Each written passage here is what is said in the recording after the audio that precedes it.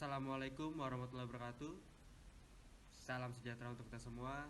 Semoga kalian tetap berada dalam lindungan Allah Subhanahu wa taala dan ya tetap memakai protokol kesehatan yang ada gitu. Ya kalau bisa tetap stay di rumah juga gitu kan di tengah virus COVID-19 ini karena kesehatan lebih penting dari apapun gitu. Nah, perkenalkan kami dari kelompok FAT ingin mempresentasikan tentang pendidikan pemustaka dalam literasi informasi. Perkenalkan, nama saya Raffi Adradika sebagai pemateri dan moderator. Ada Racelia sebagai pemateri dan Ahmad Rizali sebagai pemateri juga. Nah, saksikan presentasi kami ya. Berikut ini adalah pembahasan yang akan dibahas oleh kelompok kami. Yang pertama, pengertian. Yang kedua, tujuan. Yang ketiga, metode. Dan yang terakhir, pengajaran. Pendidikan adalah suatu proses pembaruan makna pengalaman. Menurut Herman Horn, pendidikan adalah suatu proses penyesuaian diri manusia secara timbal balik antara alam sekitar, manusia, dan tabiat tertinggi dari kosmos. Pendidikan terjadi dalam pergaulan, biasa antara orang dewasa dan orang muda. Bahkan mungkin pula terjadi secara sengaja dan dilembagakan untuk menghasilkan kesinambungan. Pemakai perpustakaan atau pengguna perpustakaan adalah seseorang yang karena membutuhkan informasi datang ke perpustakaan untuk menggunakan jasa layanan perpustakaan. Misalnya kalian ingin mencari tahu tentang Omnibus Law gitu kan. Nah, lebih baik kalian jangan mencari di internet karena banyak banget hoax gitu ya kan. Lebih baik kalian mencari di perpustakaan. Kalian bisa menggunakan jasa pelayanan perpustakaan itu. Kalian tinggal bertanya dan pustakawan akan menjawab semua ini bisa dibilang kekepoan kalian lah. Kalian ingin tahu itu apa Omnibus Law dan kalian akan tahu ketika kalian datang ke perpustakaan. Itu dia. Pendidikan pemakai perpustakaan adalah suatu kegiatan pengajaran yang diberikan kepada pemustaka agar mereka dapat menggunakan perpustakaan dengan baik. Peranan pendidikan pemakai sangat penting dalam menunjang sistem perpustakaan untuk mengantisipasi perkembangan informasi yang semakin bervariasi dan kompleks. Teratur pada tahun 1992 bagi ketiga tingkatan. Yang pertama adalah orientasi perpustakaan. Orientasi perpustakaan merupakan perkenalan mengenai gedung perpustakaan itu sendiri.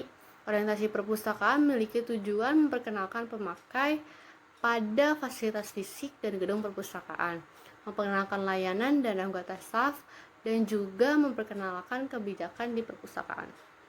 Yang kedua ada instruksi perpustakaan. Instruksi perpustakaan merupakan penjelasan lebih dalam mengenai materi perpustakaan yang lebih spesifik. Dan yang terakhir ada instruksi bibliografi. Instruksi bibliografi merupakan kegiatan mengintegrasikan orientasi perpustakaan dan instruksi perpustakaan.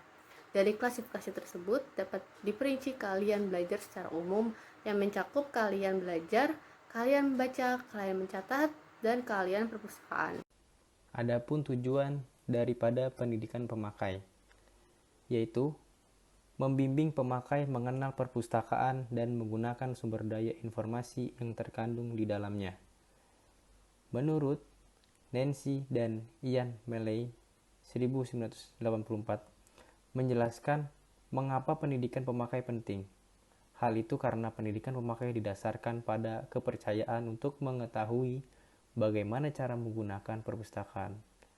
Hal tersebut adalah bagian terpenting dalam pendidikan sepanjang hayat. Tujuan utama pendidikan pemakai perpustakaan adalah memperkenalkan perpustakaan kepada pemakai bahwa perpustakaan merupakan suatu sistem yang terdapat koleksi dan sumber informasi lain.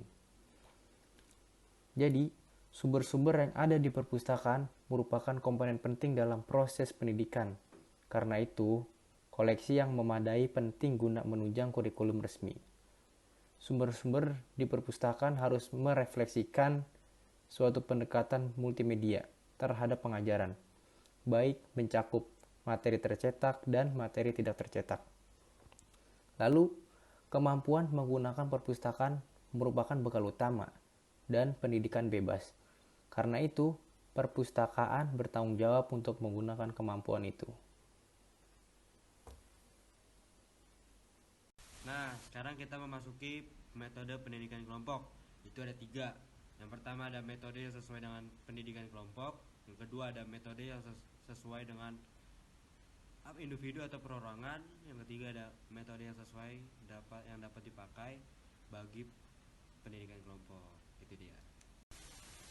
Nah, kita memasuki ciri-ciri metode pendidikan pemakai di perpustakaan. Yang ada 2 itu. Yang pertama ada pustakawan harus dapat mengkomunikasikan materi pendidikan pemakai kepada para pemakai perpustakaan. Jadi ya kita sebagai pustakawan harus bisa komunikasi gitu kan. Banyak belajar lah untuk komunikasi gitu kan. Karena komunikasi itu penting, apalagi nanti kalian akan komunikasi dengan para pemustaka. Yang kedua ada pustakawan harus bisa membuat pemakai tertarik sehingga termotivasi terhadap apa yang diajarkan.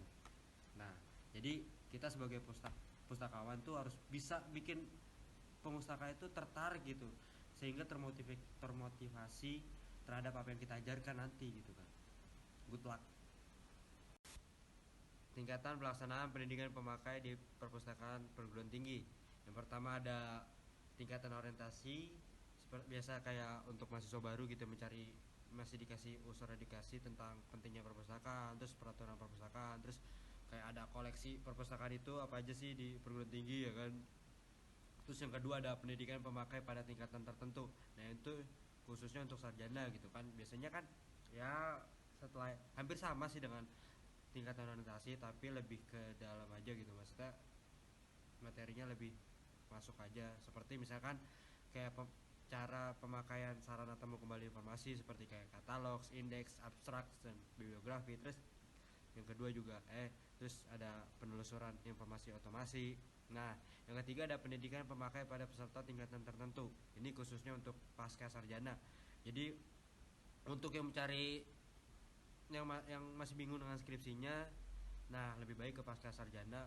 Ini kayak untuk orang kayak mencari referensi gitu yang lengkap dan mutakhir dari jurnal. Nah itu biasanya pustakawannya akan ngasih tahu referensinya apa aja gitu kan. Nah yang terakhir ada pendidikan pemakai melalui homepage. Nah ini banyak ya, sharingnya zaman ya kan, semakin mudah akses internet, banyak perpustakaan yang memiliki website. Nah ini kayak informasinya seperti informasi kegiatan perpustakaan, petunjuk penggunaan perpustakaan, opak dan database CD-ROM, terus pengantar bahan lokal kayak. Selain itu, metode pendidikan pemakai lainnya adalah ceramah, seminar, wisata perpustakaan, metode audiovisual, bentuk tercetak, latihan atau praktek, program bimbingan kelompok, program bimbingan khusus, dan program bimbingan individu. Pengajaran perpustakaan. Yang pertama ada teknik menggunakan indeks, katalog, bahan-bahan rujukan, dan alat bantu bibliografi. Yang kedua, penggunaan bahan atau sumber pustaka sesuai dengan masing-masing bidang keilmuan. Yang ketiga ada penentuan definisi tajuk, subjek, atau kata kunci. Yang keempat, teknik-teknik membuat catatan dalam penelitian dan daftar pustaka. Yang kelima ada teknik pembuatan catatan kaki, rujukan, dan sumber bahan bacaan. Pendidikan pemakai masa yang akan datang. Teknologi informasi yang berkembang demikian pesat telah menjadikan masyarakat sebagai konsumen yang rakus akan informasi. Perpustakaan menekankan pengembangannya pada 3 jalur, yaitu menyampaikan literasi informasi, mengembangkan koleksi digital, dan kontribusi baru pengetahuan melalui repositori atau penerbitan jurnal elektronik didasarkan pada kegunaan dari kreativitas dan inovasi. Ranganatan adalah hukum kelima ilmu perpustakaan. Menurut 5 hukum Ranganatan, yang pertama, every reader is book. Setiap pembaca tersedia bacaan yang tepat. Yang kedua, every reader is or her book. Setiap buku memiliki sasaran pembacanya yang tepat. Yang ketiga ada book are for use. Semua buku yang ada di perpustakaan harus dapat dimanfaatkan dengan baik. Yang keempat, save the time for reader. Maksudnya pendidikan pemakai menghemat waktu bagi pembacanya. Dan yang terakhir, library is the growing organism. Perpustakaan adalah organisasi yang selalu tumbuh dan berkembang. Ya, gimana dengan presentasi kami kali ini? Semoga kalian mudah mengerti dengan omongan kami. Dan juga yang belum untuk membuka PPT kami, tetap semangat. Ya, jangan mudah malas lah gitu, karena apalagi di pandemi ini susah juga untuk masuk ke dalam otak gitu kan, mata kuliah yang lainnya gitu kan. Ya, apalagi di tengah pandemi ini kalian sudah dikejar-kejar dengan adanya skripsi ya kan, terus juga harus menatang masa depan. Ya, tetap semangat lah untuk kalian semua. Ya, sekian itu aja dari kami, kurang lebihnya mohon maaf. Wassalamualaikum warahmatullahi wabarakatuh.